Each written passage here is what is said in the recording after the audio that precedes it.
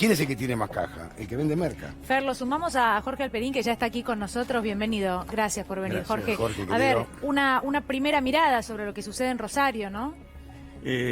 Bueno, realmente Rosario parece un intríngulis muy difícil de resolver para los gobiernos democráticos. Me parece que no es un tema que yo haya trabajado, pero me parece que es un tema de la seguridad que tiene absoluta prioridad, y me parece que, siendo un tema regional, si querés, aunque el narcotráfico en la Argentina no es solo un tema regional, pero Rosario tiene lo suyo, de alguna manera compromete también la gestión de Alberto, ¿no? Esto pasó de se come gobiernos provinciales, digamos, y está también esmerilando gobiernos nacionales, ¿no? Que no se pueda hacer nada hasta ahora frente al crecimiento del narcotráfico. A mí es una de las cosas que me preocupan, ¿no? Para Jorge tiene un combo nefasto, ¿no? Tenés puerto, tenés cereales, venta en negro de cereales, Exacto. salida en negro del puerto, tenés río, la hidrovía. Realmente tiene un combo Rosario que es tremendo. Tremendo, tremendo. Bolsa de comercio, cuevas financieras. Trata de personas. Trata de personas, tenés un combo. Sí, y de alguna manera es como la pesada herencia no de un gobierno, de toda la dictadura para acá. La pesada herencia tiene que ver con la seguridad. Es un tema que no lo han podido manejar los gobiernos. Déjame decirte algo, Jorge, agregar. Yo personalmente considero, bueno, no solamente yo, se está hablando en la ONU de esto, ¿no? Es la pesada herencia también de un modelo de prohibición de las drogas que ha demostrado un gran fracaso en los últimos 40 años.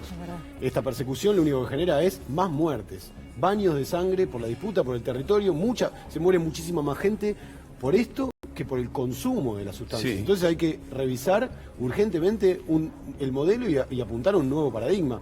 Es la pesada herencia del modelo prohibicionista de las drogas, que le regala el negocio a los clanes, a los clanes narcos, ¿no? Al negocio clandestino. Y yo lo quiero enmarcar en un fenómeno que yo veo que es así. Hay una metáfora muy usada estos días por el gobernador Kicillof, por el gobierno nacional, que es la tierra arrasada. Es correcta la metáfora.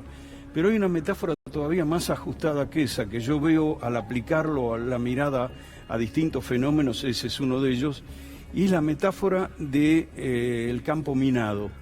Es decir, este es el país del no me acuerdo, que ha tenido 3 devastadores gobiernos neoliberales, y vuelve el neoliberalismo a tener volumen en el Congreso, en las urnas. 40% del voto a Macri en octubre pasado, después de todo. Es un país del no se puede. A ver, el presidente, por ejemplo, dijo todo lo bueno que esperábamos que dijera, salvo para mi gusto el silencio sobre los presos políticos. Y el presidente no puede intervenir sobre los presos políticos porque entonces les van a reprochar que manipula la justicia como lo hacía Macri. Y no puede hacer que la redistribución urgente del ingreso para combatir la pobreza y la desigualdad se ejecute haciendo que paguen los que más ganaron en estos 4 años, porque están muy fuertes estos sectores. Fíjense lo que hicieron, lo que están haciendo con el gobierno, donde un intento de aumentar 3% las retenciones de la soja tiene una resistencia, y está como el recuerdo de la 125 ahí como amenaza. Miren que vamos a volver a las rutas, etcétera. No puede el gobierno plantarse con la furia que se plantó Néstor Kirchner en la renegociación de la deuda, porque ahora a la vuelta de la esquina está el default. Entonces es como una amenaza, porque el default trae disparada del dólar, disparada inflacionaria, cierre de todos los accesos a financiamiento. Entonces no puede hablar demasiado de la herencia recibida, salvo enunciarlo, porque la gente está harta de escuchar la palabra herencia recibida. Entonces tiene que caminar el presidente por un campo minado. Esto no, por acá tampoco, ojo con esto, ojo con aquello. Pero Me Jorge, parece que esto, lejos de verse como algo negativo, también entiendo que tiene que ver con la estrategia. ¿Estrategia para qué? Para captar también de alguna manera, y esto está presente en el gobierno de Alberto Fernández constantemente, a ese 40% al que sí le importa en estas cosas y tiene esa mirada que vos estás planteando. Sí. Entonces también es verdad que, bueno, de alguna manera es un intento de mejorar el apoyo para su propio gobierno, más allá de que los conceptos, yo entiendo, no se mencionaron, pero entiendo que están.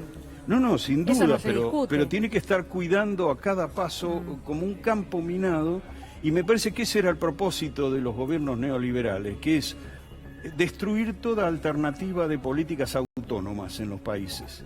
Este gobierno nace atado de pies y manos de muchas cosas, y por ejemplo los grandes proyectos que sí enunció el presidente, como la reforma de la justicia, el aborto legal, la desconexión del sector del espionaje local con los jueces, esos grandes proyectos necesitan de un gobierno que esté sólido, pero ese gobierno puede estar sólido si no falla en la negociación con los acreedores y con el Fondo Monetario Internacional. El Fondo Monetario Internacional, cosa que se había despegado el gobierno hasta 2015, otra vez nos está condicionando y nos va a condicionar salidas posibles. Entonces, creo que el neoliberalismo, más allá de lo que uno piense de Macri y de su mejor equipo de los últimos 50 años, consumó lo que vino a hacer, es decir, dejar atado a un gobierno futuro, al actual y a los que vengan, para no poder encarar políticas de desarrollo autónomo.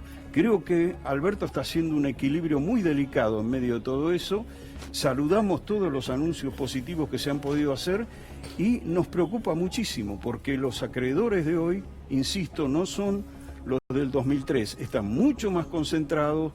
Los fondos, los principales 7 fondos de inversión que tienen bonos argentinos, manejan entre el 17 y el 40% de la deuda argentina. Fíjense lo que han hecho con Kicillof, donde impidieron que llegara al 75% de acuerdo con una renegociación por una cosa menor, que era postergar plazos. Ahora, eso es un poco el desafío. Y Jorge, estos buitres, que en el fondo son socios de exministros de hace 4 años hasta la fecha, Caputo y compañía, y al mismo tiempo, coincido con vos, un neoliberalismo que cuando deja el poder le agarra un Alzheimer. Y dice, no, nosotros, la pesada herencia. Sí. Es como que ellos no gobernaron. Hubo 4 años de... Vaya a saber quién gobernó. Sí. Bueno, vos fíjate cuando se terminó el gobierno de la Rúa, la alianza aquella, los radicales estaban en silencio. No tenían la palabra autorizada.